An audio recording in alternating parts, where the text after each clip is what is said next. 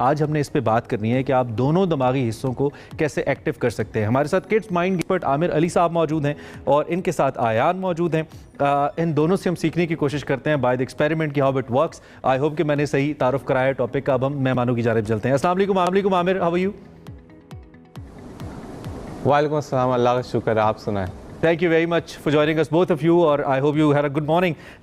एक तो ये कि इस टॉपिक के हवाले से जो मैंने कुछ इनिशियली मेरे पास इन्फॉर्मेशन थी मैंने दी है, लेकिन मैं चाहता हूँ आप फर्दर हमें बताएं, ख़ास तौर पे ब्रेन की फंक्शनैलिटी के हवाले से, इसकी एक्टिविटी के हवाले से, हाउ डज़ इट वर्क, और क्या ये ऐसे ही चलता है जैसे मैंने समझा या इसके अलावा भी कुछ है इसमें? नहीं, बिल्कुल आपने सही एक्सप्लेन किया। इसको एग्जैक्टली इसी तरीके से काम करता है कि हमारे ब्रेन के जो दो हिस्से आपने आइडेंटिफाई किए एग्जैक्टली वही होता है। बट अक्सर होता ही है कि अक्सर ये सुना होगा आपने कि ये बच्चा बहुत ज़्यादा ज़हीन है या ये बच्चा जो है वो कुछ चैलेंजेस फेस कर रहा है।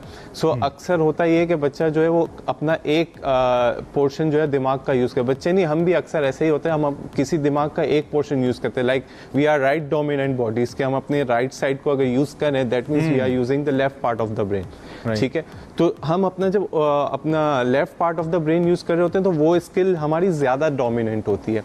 सो इस वक्त जिस चीज़ की ज़रूरत है, अच्छा ऐसा नहीं है कि हम राइट पार्ट कभी भी यूज़ नहीं करते, डेफिनेटली राइट पार्ट भी यूज़ होता है, बट उसका रेशो कंपैरेटिवली कम होता है as comparative to the left part. The reason is क्योंकि हमारी बॉडी राइट डोमिनेंट बॉडीज है, जो लेफ्टी होते हैं उनके लिए सिनेरियो थोड़ा सा चेंज होता है।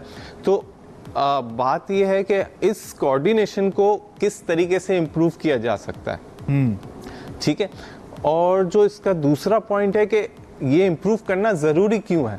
ठीक, क्योंकि मेन क्वेश्चन ये आता है कि एक चीज़ जो नेचुरली है हम उसको इम्प्रूव क्यों कर रहे हैं। तो ये दो इसके मेजर क्वेश्चन बनते हैं। यानी कि हमारा जो क्रिएटिव साइड है, यानी कि दायां हिस्सा दिमाग का जो क्रिएटिव सोच रहा है और या स्पिरिचुअल सोच रहा है, और जो बायां हिस्सा है जो मंतक सोच रहा है, जो थॉट्स को लेकर आ रहा है, लॉजिक्स पे बात कर रहा है, इन दोनों की ऐसी कोऑर्डिनेशन हो कि आप एक अच्छी पर्सनैलिटी के तौर पे सामने आए। तो ये कैसे हो सकता है? आई मीन इसके लिए कोई एक्सरसाइज है अवॉइड आपके पास कुछ ऐसा है, बताइए हमें।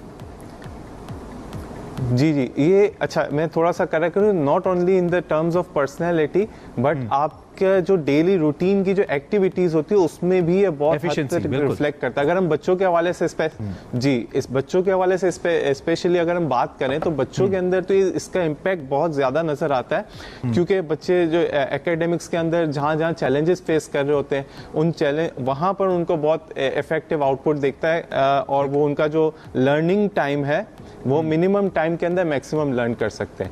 अच्छा, अब इसकी जो एक्टिविटीज़ है, दे आर मल्टीपल एक्टिविटीज़ जिसके थ्रू इसको हम इम्प्रूव कर सकते हैं, जिसमें से एक एक्टिविटी जो कि बहुत फ्रूटफुल है और उसको बड़े आसानी से घर पे भी किया जा सकता है, जिसको हम कहते हैं बोथ हैंड राइटिंग या बोथ हैंड ड्राइंग।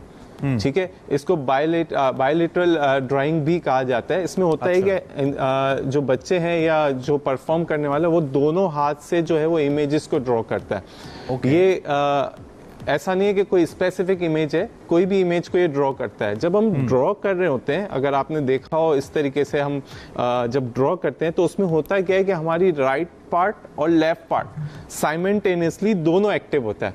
तो जब दोनों एक्टिव होता है तो इसका मतलब ये कि हमारी जो ब्रेन है वो मैक्सिमम फंक्शनलिटी की तरफ जा रहा है।